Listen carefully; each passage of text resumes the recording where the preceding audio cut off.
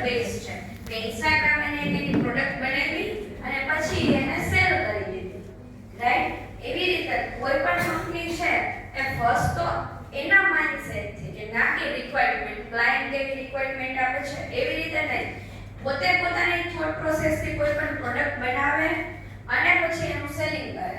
તો એવી રીતે જે સોફ્ટવેર બનાવી અને સેલિંગ કરતા હોય એવી કંપનીને શું કહેવાય?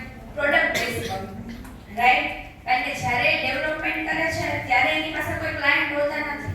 એની પ્રોજેક્ટ એની જે પ્રોડક્ટ છે બની ગઈ પછી એ લોન્ચ કરે ને પછી એ સેલ કરે, રાઈટ?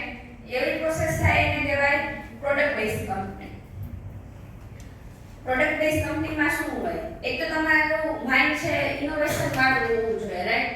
ક્વોલિટી પ્રોપર હોવી જોઈએ. કારણ કે કેવું થાય, ઉમાં તો ખબર જ છે સર્વિસ બેઝમાં કે રિક્વાયરમેન્ટ આપણી નથી, ક્લાયન્ટની છે, રાઈટ? તો એ જે કહેશે એ કરવાનું છે.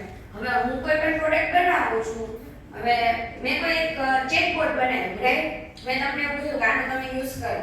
હવે તમને પ્રોપર આન્સર નહીં આપે તો તમને ગમશે? તમે કહો આ ક્યાં આવે છે, રાઈટ?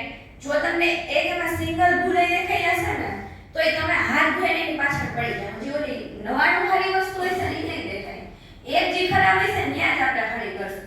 તો સેમ બધાના માઇન્ડસેટ સેમ જ હોય. મેં કોઈ એક પ્રોડક્ટ બનાવી છે, એમાં કોઈ એક ઇસ્યુ છે, એ સામેવાળાને ખબર પડી ગઈ કસ્ટમરને, તો શું કરશે? એની પાછળ પડી જાય.